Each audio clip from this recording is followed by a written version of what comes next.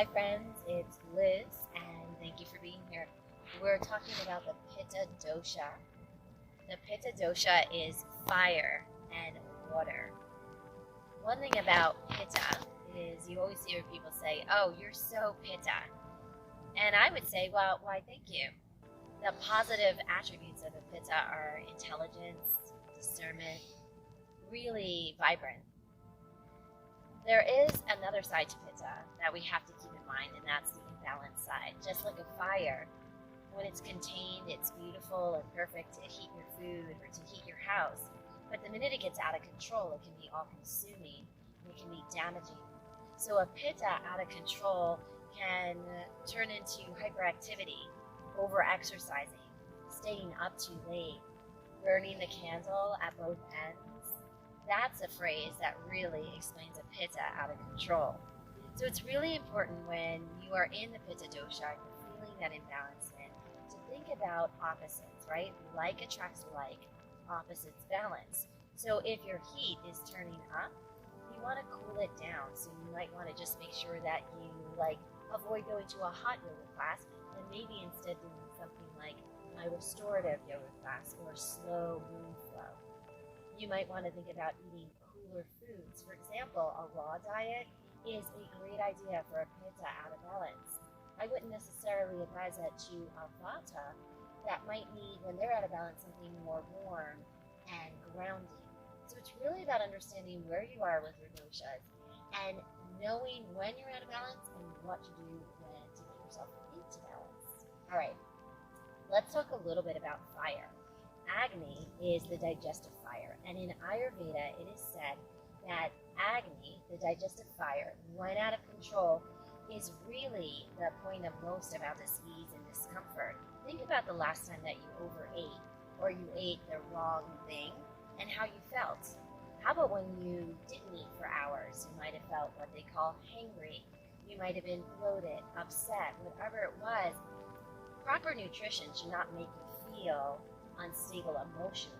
So just thinking about that is the beginning of the Ayurvedic rule on hey, let's be really aware about digestive fire, Agni, and keep it at a really nice level so that we're taking in our nutrients in a really healthy way and we are burning up.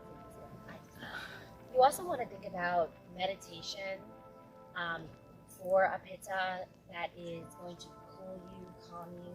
Pranayama, a cooling breath. That's when you take a nice deep breath in. And then exhale, SH out of the mouth like you're blowing out a candle. Doing that a few times, breathing in. And then letting go.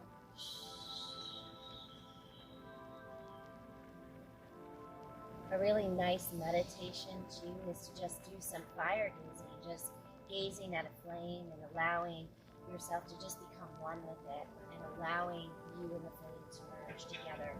Just remember that life is all about finding balance. And so whether you're Pitta or your Vata or your Kapha or the dominant doshas, it's all about just every day paying attention to where you're at and just learning and finding balance. So my heart bows to you. May you find balance in your life. Namaste.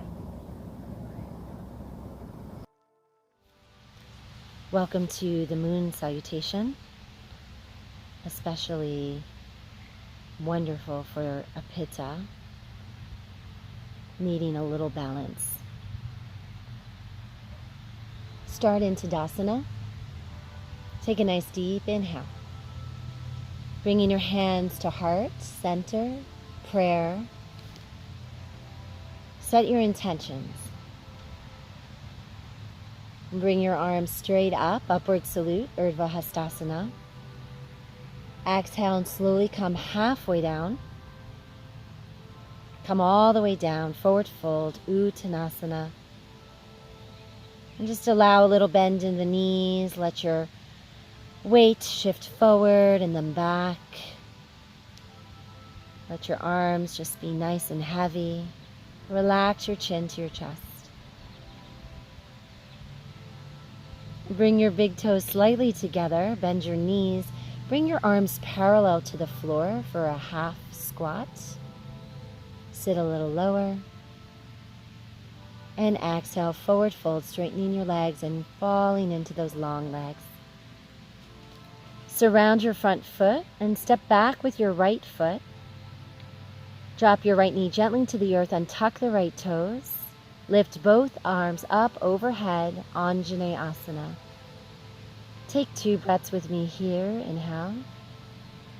And exhale. Inhale. And exhale. Surround your front foot. Step back with your left foot and come into child's pose. Bring your arms down by your sides, your hands in alignment with your feet. Just release into the breath here. Look forward, gaze forward, lengthen your arms forward. And drop your hips to the floor, straighten your arms, lift your chest, upward facing dog.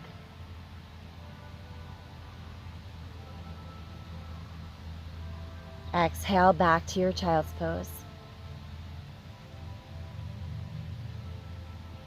Inhale, coming now up to all fours, hands under the shoulders, knees under the hips. Inhale, look forward. And exhale, coming into cat posture, round your back, tuck your chin, arch the back. Do that 2 times on your own. Nice and slow.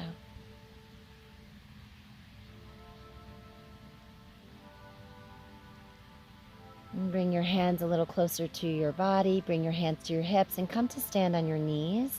Kneeling position. Lengthen your arms up to the sky. Gaze is steady towards the front. Maybe start to tilt your chin upwards, gazing towards your thumbs. Exhale, bringing your hands back down slowly to your hips and then to the ground.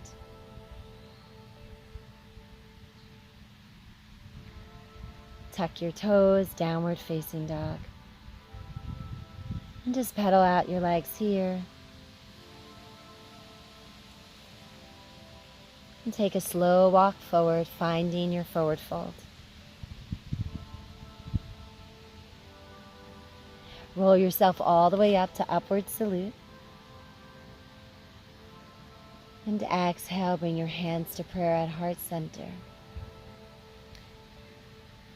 Return to your intention. Let your gaze be steady. Let your thoughts just be like floating clouds. Watch them come, watch them go. Release your arms down to your sides, Tadasana. Inhale, sweep both arms up, upward salute. And exhale, halfway down, a little pause. And then all the way down, forward fold, Uttanasana. Take time to release into this posture again, putting a little weight towards the soles of the feet, and then pressing the knees back behind you, lifting your hips. Start to bring the big toes together. Bending the knees, bring your arms parallel to the earth as you sit back into a half squat or a half Utkatasana. Exhale, forward fold into your long leg. Plant your hands, softly step back with your left foot. Untuck, drop your left knee to the earth. Untuck the toes, lift both arms up. Anjaneyasana. Take 2 breaths with me here.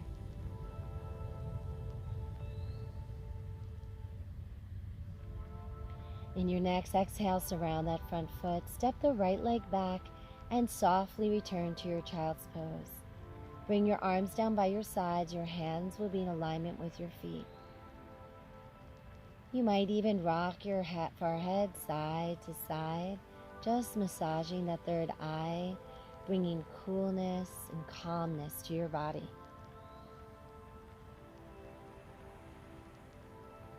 Slowly come to all fours, sliding your hands under your shoulders, your knees under your hips. Look forward, heart presses forward, gaze forward and upward. Inhale and exhale, coming into that cat posture, arch the back, tuck the chin, And just really spread the shoulder blades apart. Walk your hands slowly towards your body after you finish these cat-cows, placing your hands on your hips, coming to stand on your knees if that's available to you. Lift your arms overhead and breathe.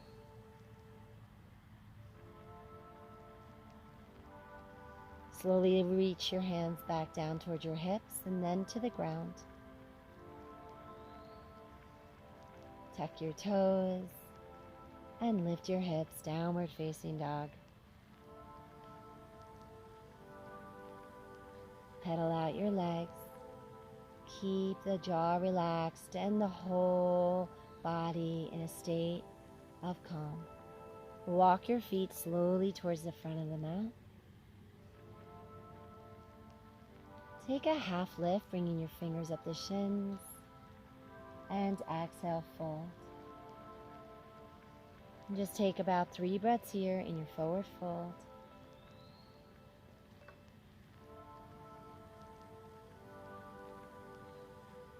Let the arms be really heavy now. Relax them to the earth. Shift your weight slightly forward into the balls of the feet, and then softly back into the heels. Do that a few times until you find that nice middle ground. And then imagine lifting from your arches, press down into the earth, and slowly start to bring your top body up by activating your legs and your abs. Let the head come up last. Reach the arms upward overhead for the upward salute, and catch the prayer hands at heart center. Find your gaze. As you release your arms to your side, HA, Ha, Tadasana. Namaste.